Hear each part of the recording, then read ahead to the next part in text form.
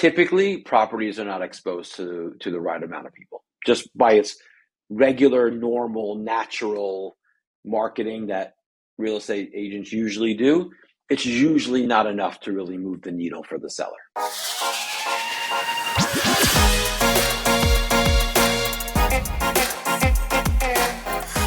Hello and welcome to episode 245 of the Smart Agents Podcast. As always, my name is Michael Walter and I'll be your host. On today's episode, we are joined by Ethan Leifer, founder and CEO of 74 West Real Estate, a top-performing brokerage based in New York City. Entering the industry a dozen years ago, Ethan has built his business selling homes other agents or owners themselves failed to sell. Throughout our conversation, Ethan shares his cold calling strategies for converting expired and for sale by owner listings, his innovative methods for marketing previously hard to sell properties, and how he is building a thriving brokerage of his own.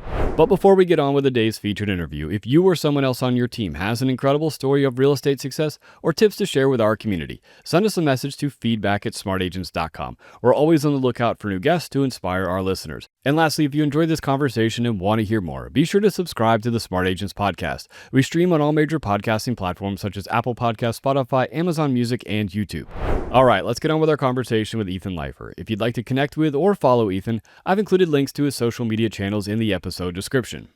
All right, well, really the way I like to start everything out is if you could just introduce yourself to us a little bit. Tell us who you are and where you are located.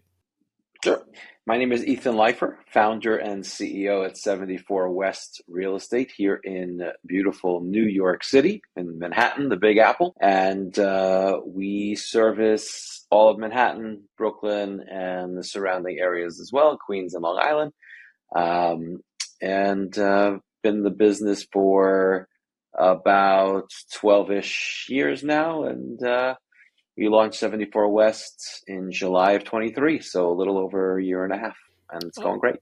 Awesome. Well, tell me about what it was that got you interested in real estate to begin with.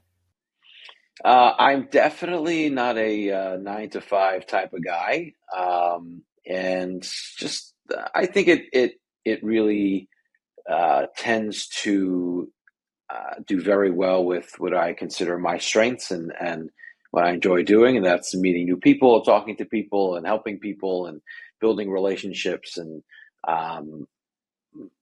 motivating people. And that's that. So first part is on the client side, and then also I get to coach and motivate and inspire agents, which is the other thing I love to do. From my athletic and sports background, so getting to combine all of those things into one job. Where I get to be my own boss and, really have that great balance of family and work and not have a limit on my income. I mean, it checked a whole bunch of boxes. So it worked for me. What were you doing prior to getting your license? I actually do some singing professionally. So I still do that kind of on the side, but doing some of that in the music business, I guess. Awesome. Well, very cool. Well, what was it when you got started in real estate? What were you specifically looking for in a brokerage to get your start? And do you think that maybe looking back, there's things that you would have looked for differently? I was looking for, honestly, I think my goal when I really first started in the business was a place that I could learn, and that had some training and classes and mentorship and the ability to be in a collaborative sort of environment and work with other agents and learn from other agents and stuff like that. I really wasn't focused on, I guess maybe because I just didn't know, like I wasn't focused on splits. I wasn't focused on all that other stuff, not even technology at the time, like 12 years ago, I guess it wasn't as much of a thing, believe it or not. But I was really focused more on the culture, environment, and I guess the training for me to learn as quickly as I can to start doing deals as fast as possible. When you got your start, what was your lead generation, method? What was, your kind of go-to to kickstart your business? Oh, pounding on the phones, cold calling. I was making probably 2,500 to 3,000 cold calls a week. Um, and I blocked it off in my calendar as I was taught to do. And I called it wealth creation instead of cold calling, made it sound a little bit more inspiring. And I just I just focused on that and lead generating through calling expireds and FSBOs, um, doing some circle prospecting around buildings or neighborhoods, and seeing we can get some leads that way. But that's really how I built my business, and it's become kind of a niche of mine. And that's selling properties that were not able to be sold for one reason or another by either a broker or by the owner themselves. And it's become my thing. And now I have someone else doing the calling for me, but it took a lot of training, and they've been with me for 5 years. But that is something I still coach on and train on, and do classes all over the country. And that's cold calling and converting and having those sorts of conversations.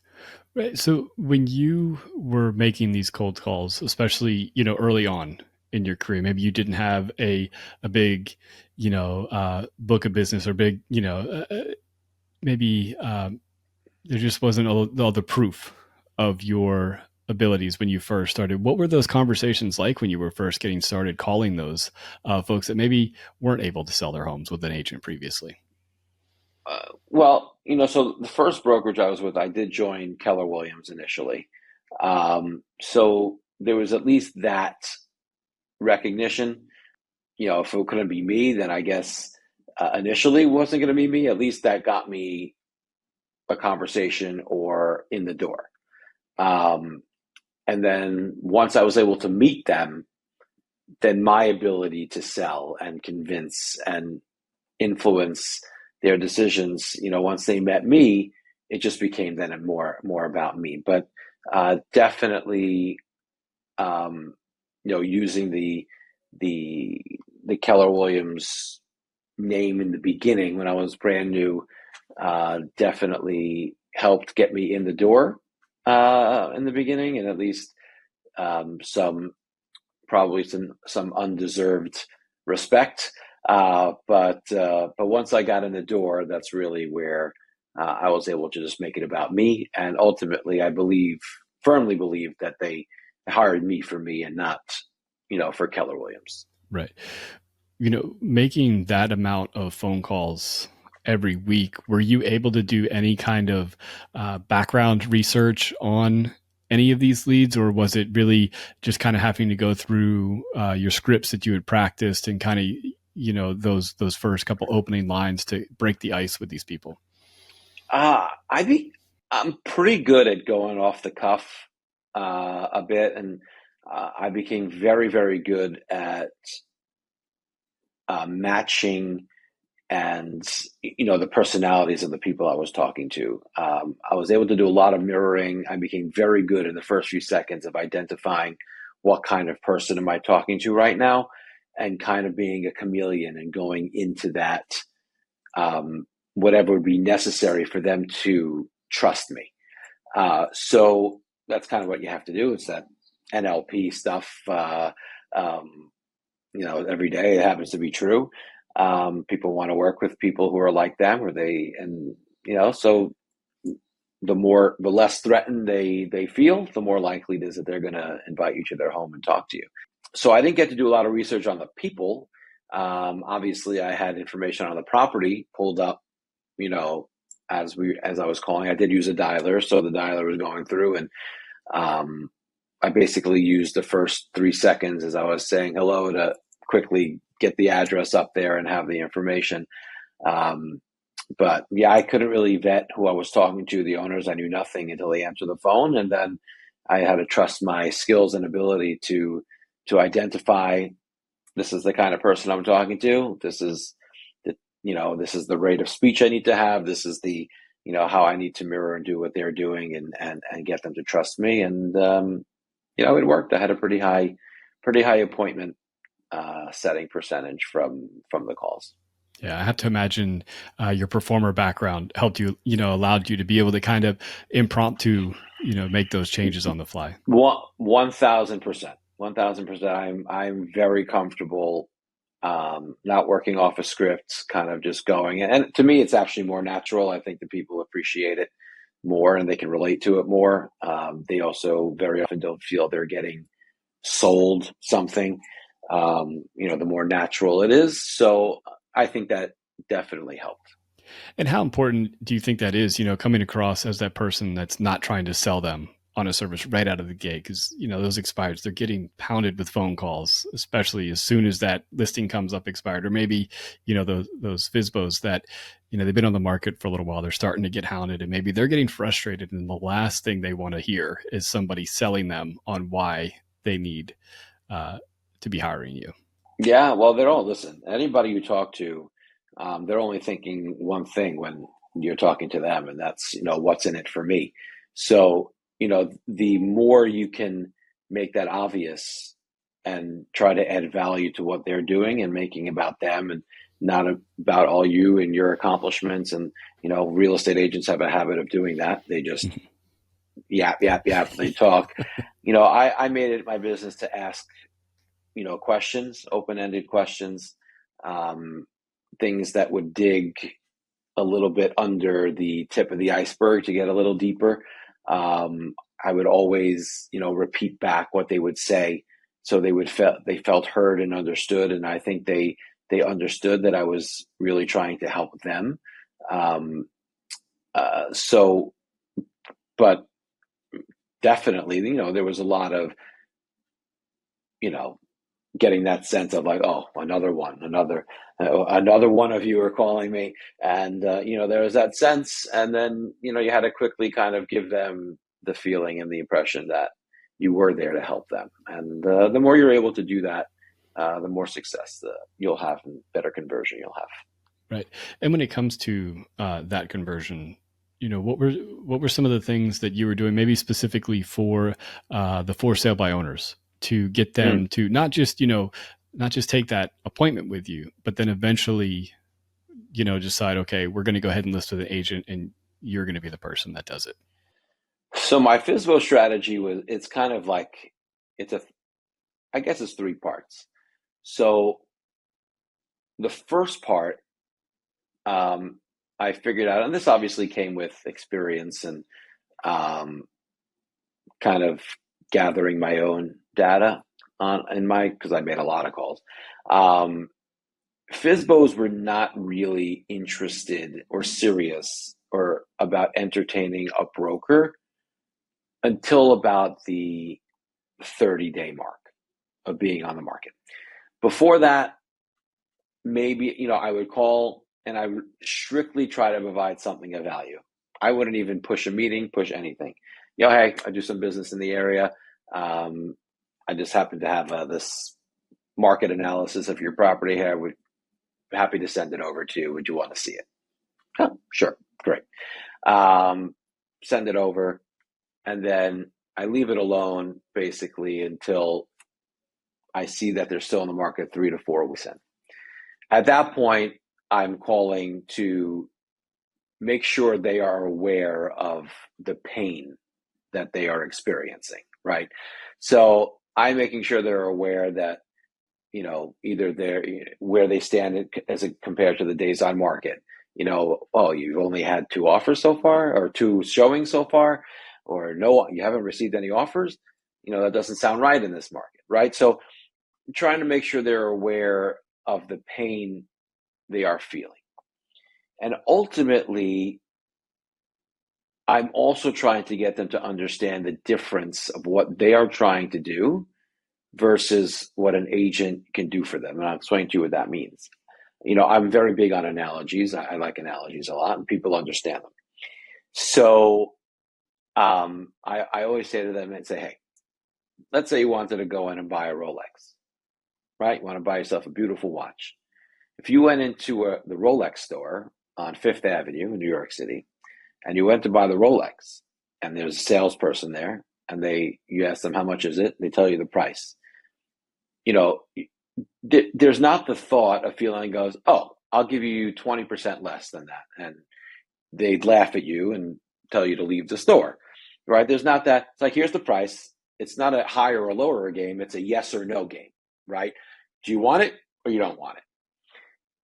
The difference, is if you went, we also have the Diamond District here, 47th Street and Fifth Avenue, right? The jewelry district. You can go into some guy sitting on the second floor, your wholesale guy, and ask for the same watch, and he can tell you the price, and you can say, all right, listen, I'll give you cash. You give me, take 10 grand off the price. And there, it's a possibility. You could do it. So I said, FSBO, you're the same thing. You're the wholesale guy. That's why you're getting people who are making you offers that you would never even consider taking, because they know you're trying to save money.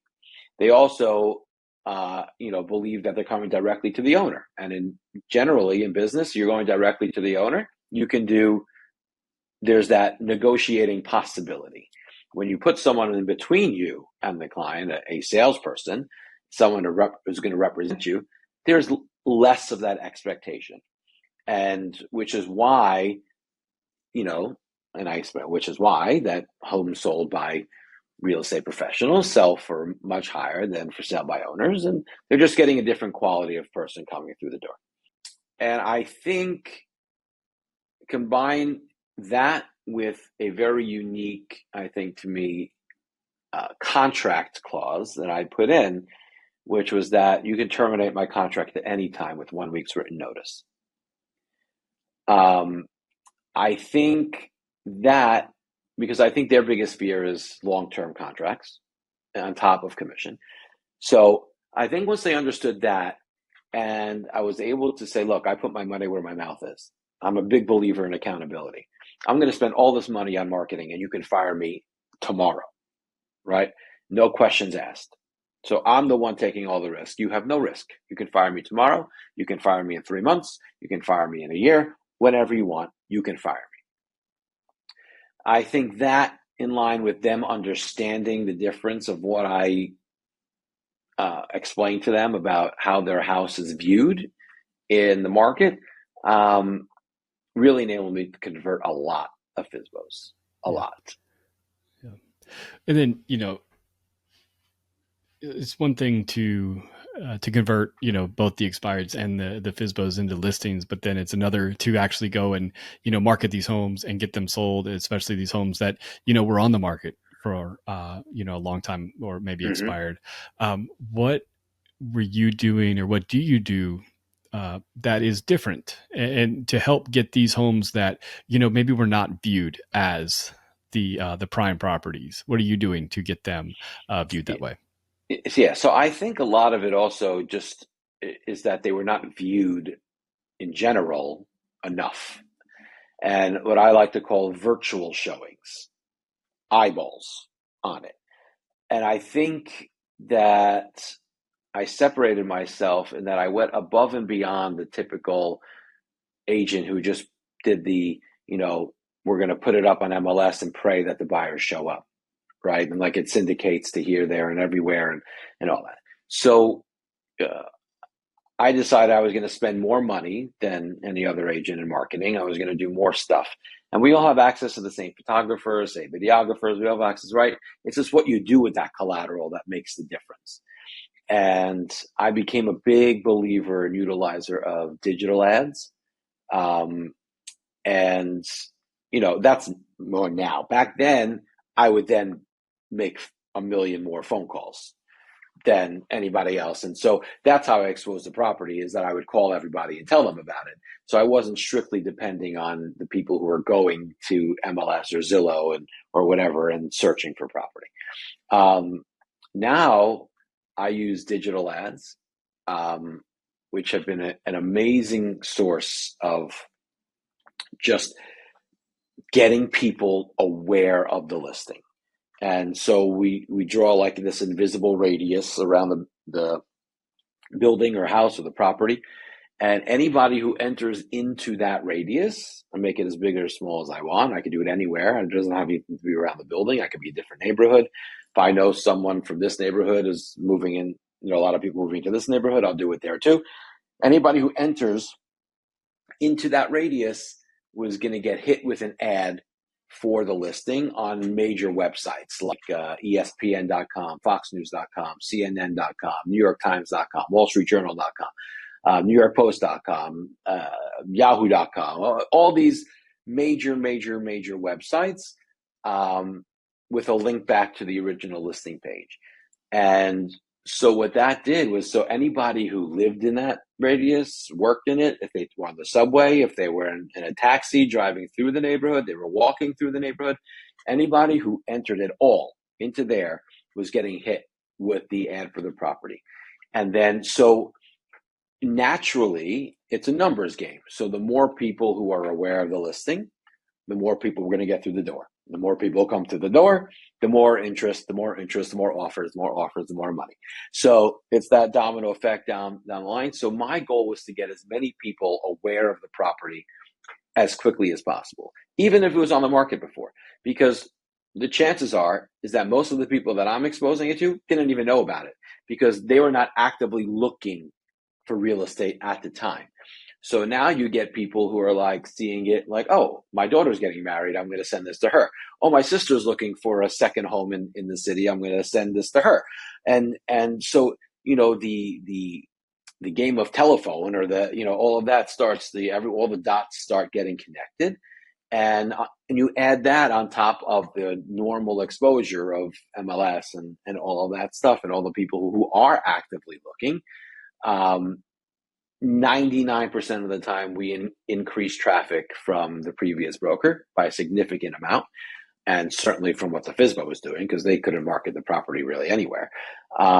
So it's really my strategy, and I use a lot of video and still photos. So very big on the listing videos.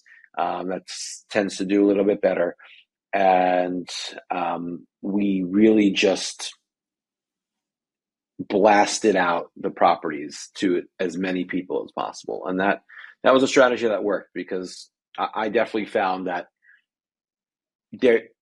typically properties are not exposed to the right amount of people just by its regular, normal, natural marketing that real estate agents usually do.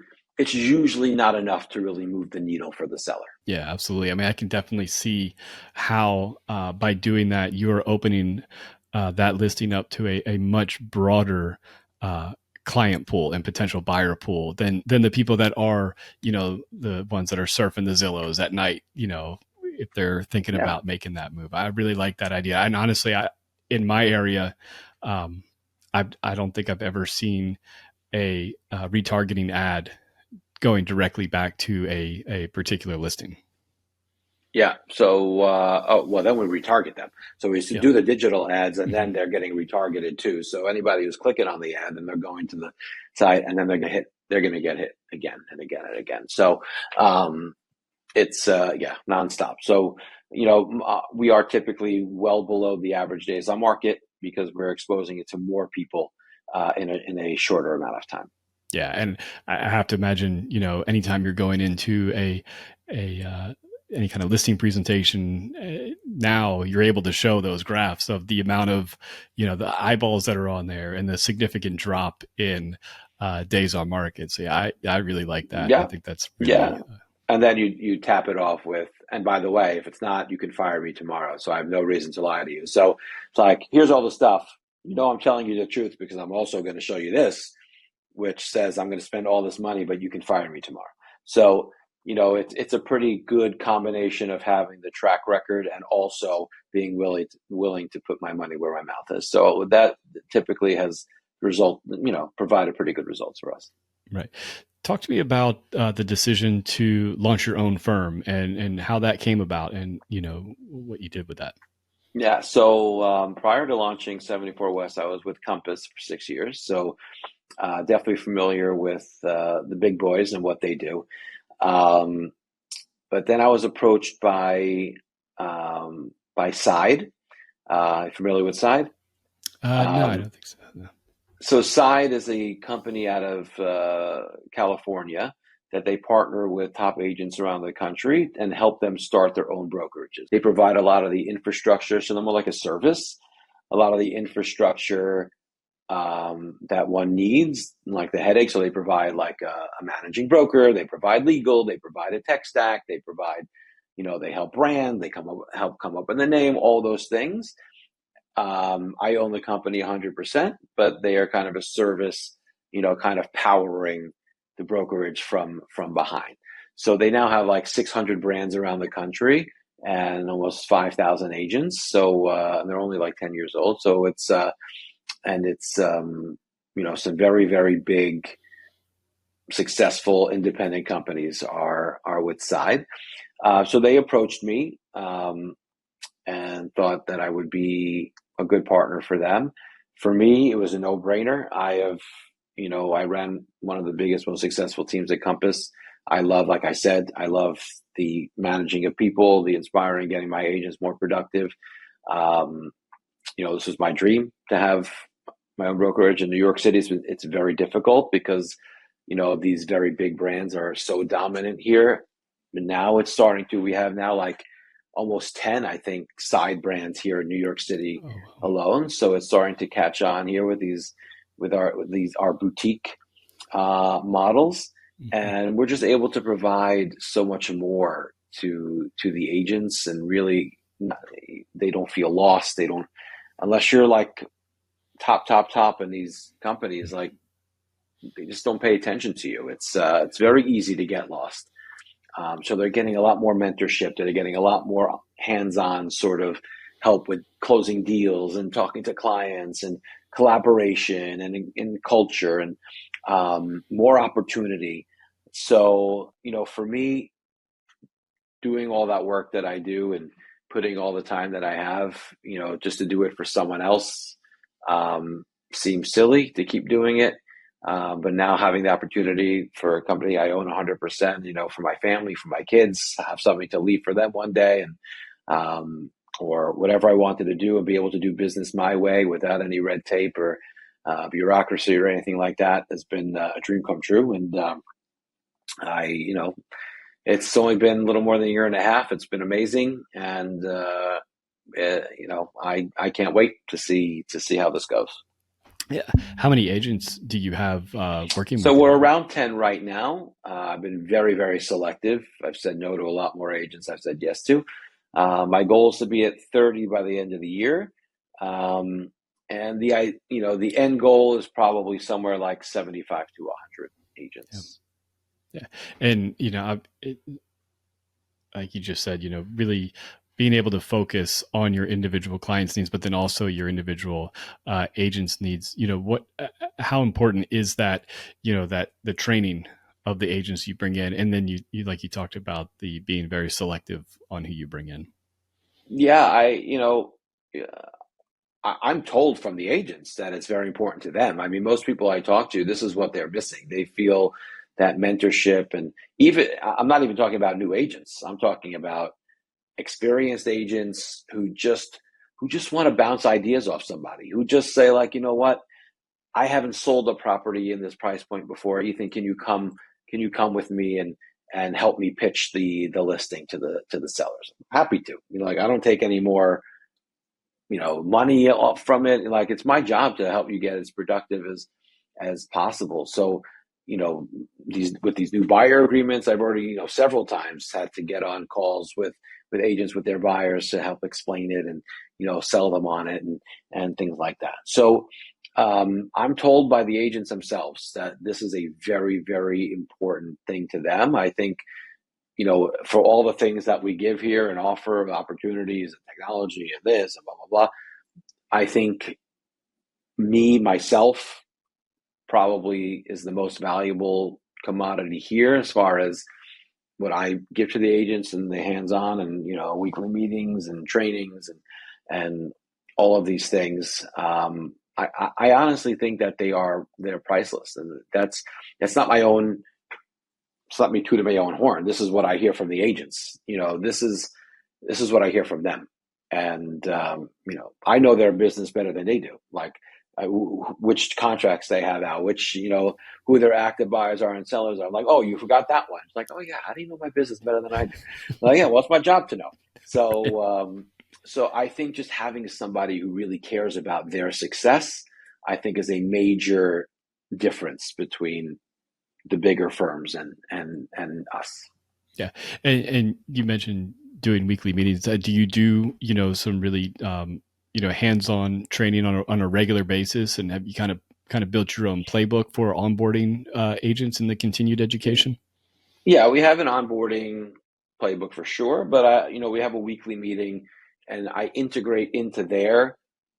Usually, there's like a topic every week or something where we, do some teaching or training on it, and then maybe a couple times a month there will be a standalone sort of course. Maybe it's me, maybe I'm bringing an outside professional, to give some sort of education, whether it's maybe a finance guy or a real estate attorney or a title person, just to give some explanation to insight as to how maybe some things work behind the curtain. Anything to help them close more deals, and the more knowledge they have, the more they're able to share with their clients, the more value they can add, and that's what it's all about. It's about adding value for our clients and making it a no-brainer for them to work with us. Right. How fulfilling has it been, in this, short amount of time that you've had the brokerage and you've had these agents working under you to, give them that training and that mentorship that they were missing before? I mean, it's honestly, I enjoy that part of the business more than getting out there and selling. When I come to the office every day and I'm coming to work, and I am looking for, like, how can I help one of my agents today? Like, what am I going to do to help someone close a deal? More than I'm thinking about, like, my own clients and where am I going to pick up another listing from today, like something like that. So it's really become my priority, and it's really given me that fulfillment in this business that I was looking for and hoping for, more than just the success in selling. So it's really been amazing for me, like, since day one. Yeah. Before we wrap up, tell me about some of the trends that you're seeing in not just, the New York City real estate. Like you said, there's, a couple more the boutiques that are starting to pop up. There's more of that, but maybe even like on a national level, what, the kind of the makeup of the industry. What are some of the trends that you're seeing starting to emerge? I'm definitely starting to see some of the departure from those part-time agents, those like 1 to 2 deal a year agents who are kind of getting these buyer opportunities before and never had to sell a buyer agreement or anything like that, and show any value of any kind. I'm definitely starting to see more of those experienced agents starting to take over those opportunities, and to me, there seems that there's less and less of those part-time agents. I think that is a trend that's going to continue, and I think you're going to start to see more deals being done by the full-time, already productive agents who maybe they were just focusing on the sell side before, but now have these opportunities on the buy side to feel more protected with their agreements. And I think the higher quality, better prepared agents are going to benefit from these changes. And I think you're going to start to see less and less production out of those less qualified part-time agents. That's definitely a trend that I'm seeing.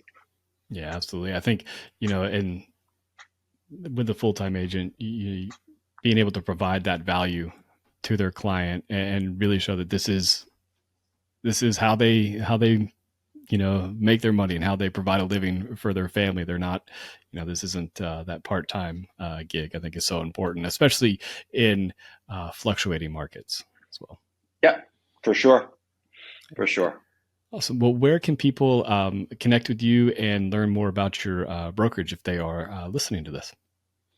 Well, they can always email me at Ethan at 74westre.com. Ethan at 74westre.com. Those are the numbers, 7 and 4.